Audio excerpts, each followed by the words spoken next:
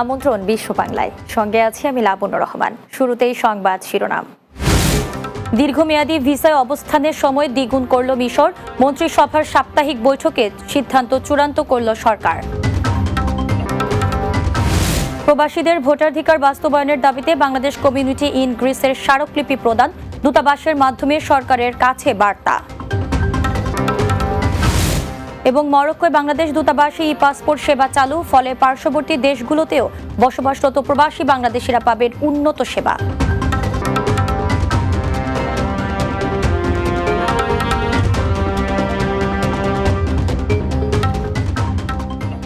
শুনছিলেন শিরোনাম, এবারে বিস্তারিত। 5 বছরের মাল্টিপল এন্ট্রি ভিসাধারীদের জন্য প্রতিবার প্রবেশে থাকার অনুমতি মেয়াদ বাড়িয়ে দ্বিগুণ করেছে মিশর সরকার।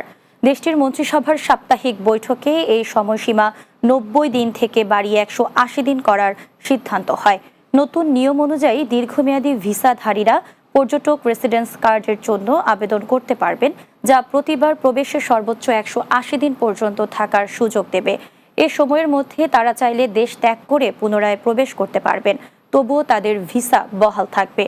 এর ফলে ভিসাধারীরা সরকারি বিভিন্ন সেবা গ্রহণ ও রাষ্ট্রীয় প্রতিষ্ঠানের সঙ্গে প্রয়োজনীয় কার্যক্রম নির্বিঘ্নে চালিয়ে যেতে পারবেন। প্রবাসীদের ভোটাধিকার বাস্তবায়নের দাবিতে স্মারকলিপি দিয়েছে বাংলাদেশ কমিউনিটি ইন গ্রিস। এথেন্সের বাংলাদেশ দূতাবাসের মাধ্যমে অন্তর্বর্তী সরকারের প্রধান উপদেষ্টা বরাবর এ স্মারকলিপি দেওয়া হয়েছে। স্মারকলিপিতে বলা হয়, প্রবাসীরা দীর্ঘদিন ধরে ভোটাধিকার দাবি জানিয়ে আসছেন, কিন্তু এখনো কোনো কার্যকর ব্যবস্থা নেওয়া হয়নি। নিয়মিত রেমিটেন্স পাঠিয়ে দেশের অর্থনীতিতে অবদান রাখলেও তারা ভোটাধিকার থেকে বঞ্চিত। এতে প্রবাসী সমাজে ক্ষোভ ও হতাশা তৈরি হয়েছে। এতে আরও বলা হয়, সংসদ নির্বাচনে অংশ নেওয়া মৌলিক অধিকার হলেও প্রবাসীরা তা থেকে বঞ্চিত, অথচ তাদের ভোটাধিকার নিশ্চিত হলে দেশের গণতান্ত্রিক কাঠামো আরও শক্তিশালী হবে। মরক্কোর রাবাতে অবস্থিত বাংলাদেশ দূতাবাসে প্রথমবারের মতো ই পাসপোর্ট সেবা চালু হয়েছে। এর ফলে মরক্কো এবং পার্শ্ববর্তী দেশগুলোতে বসবাসরত প্রবাসী বাংলাদেশিরা এখন থেকে আরও উন্নত, দ্রুত ও নিরাপদ কনসুলার সেবা পাবেন। শনিবার এক অনুষ্ঠানের মাধ্যমে 64তম মিশন হিসেবে এই সেবাটি উদ্বোধন করা হয়।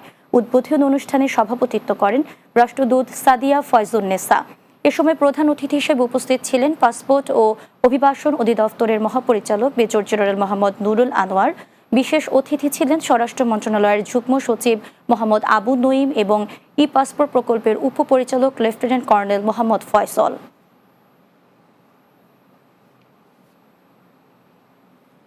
বিশ্ব বাংলায় নিচ্ছি বিরতি, ফিরে এসে অন্যান্য সংবাদের সাথে আরও যা থাকছে। গাজায় ইসরায়েলি আগ্রাসনের প্রতিবাদে মালদ্বীপে ব্যাপক জনসমাবেশ, মালের আর্টিফিশিয়াল বিচ এলাকায় অংশ নেন হাজারো মানুষ।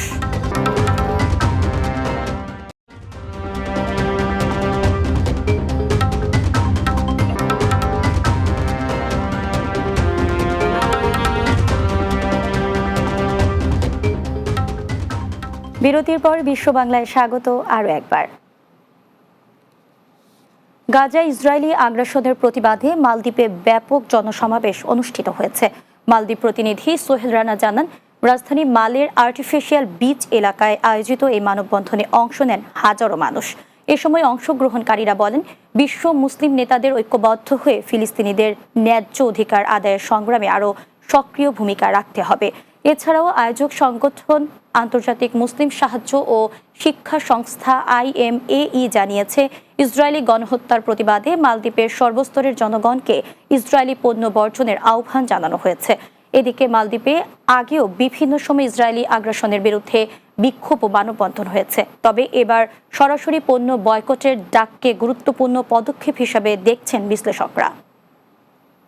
Going to boycott the only one thing, which is Coca-Cola, their companies, and also their other vendors, including Nescafe, Nestle, Milo, Maggi, and all of the boycotted products which have been on BDS list.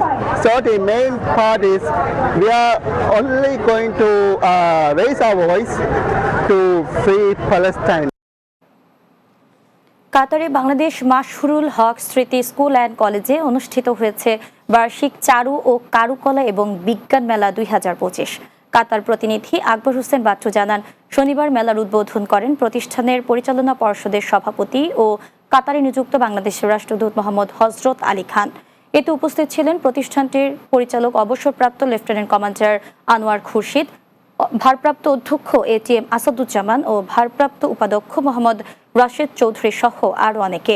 মেলায় KG 1 থেকে 5ম শ্রেণীর শিক্ষার্থীদের তৈরি চারু ও কারুকলা প্রদর্শনী এবং 6ষ্ঠ থেকে একাদশ শ্রেণীর শিক্ষার্থীদের তৈরি বিজ্ঞান প্রজেক্ট প্রদর্শন করা হয়। এবারের মেলায় প্রায় 490টি প্রজেক্ট নিয়ে শিক্ষার্থীরা অংশগ্রহণ করেন। শিক্ষার্থীদের উদ্ভাবনী প্রতিভা ও সৃজনশীল কর্মকাণ্ডকে উৎসাহিত করতে প্রতি বছর এই মেলার আয়োজন করা হয়। ধর্মীয় ভাবগাম্ভীর্যের মধ্য দিয়ে ওমানে পবিত্র ঈদে মিলাদুন্নবী পালিত হয়েছে। এ উপলক্ষে কোরআন তেলাওয়াত, হামদ ও নাচ সহ মিলাদ মাহফিল অনুষ্ঠিত হয়। ওমান প্রতিনিধি পলাশ শীল জানান, ঈদে মিলাদুন্নবী উদযাপন কমিটি 2025-এর উদ্যোগে এ আয়োজন করা হয়। মোহাম্মদ এরশাদ শিকদারের সভাপতিত্বে অনুষ্ঠান সঞ্চালনা করেন মোহাম্মদ আবদুল্লাহ। এতে প্রধান অতিথি ছিলেন ইঞ্জিনিয়ার ইউনুস, বিশেষ অতিথি ছিলেন ইঞ্জিনিয়ার কামরুজ্জামান। এছাড়া উপস্থিত ছিলেন প্রবাসী মান্নান জালাল ও ইয়াসিন। মাহফিলে বক্তব্য রাখেন মাওলানা ইব্রাহিম। এ সময় তিনি বলেন, মহানবী হযরত মুহাম্মদ সাল্লাল্লাহু আলাইহি সাল্লাম শান্তি, দয়া, সহিষ্ণুতা ও মানবিকতার শ্রেষ্ঠ দৃষ্টান্ত। তার জীবনাদর্শ সর্বজনীন ও গ্রহণযোগ্য। শেষে বিশ্ব মুসলিম উম্মার শান্তি, সমৃদ্ধি ও কল্যাণ কামনা করে বিশেষ মোনাজাত করা হয়। শেষ করছি বিশ্ব বাংলা। যাওয়ার আগে সংবাদ শিরোনামগুলো জানিয়ে দিচ্ছি আরও একবার। দীর্ঘমেয়াদী ভিসায় অবস্থানের সময় দ্বিগুণ করল মিশর। মন্ত্রিসভার সাপ্তাহিক বৈঠকে সিদ্ধান্ত চূড়ান্ত করল সরকার। প্রবাসীদের ভোটাধিকার বাস্তবায়নের দাবিতে বাংলাদেশ কমিউনিটি ইন গ্রিসের স্মারকলিপি প্রদান, দূতাবাসের মাধ্যমে সরকারের কাছে বার্তা। মরক্কোয় বাংলাদেশ দূতাবাসে ই-পাসপোর্ট সেবা চালু, ফলে পার্শ্ববর্তী দেশগুলোতেও বসবাসরত প্রবাসী বাংলাদেশিরা পাবেন উন্নত সেবা। এবং গাজা ইসরায়েলি আগ্রাসনের প্রতিবাদে মালদ্বীপে ব্যাপক জনসমাবেশ, মালের আর্টিফিশিয়াল বিচ এলাকায় অংশ নেন হাজারো মানুষ।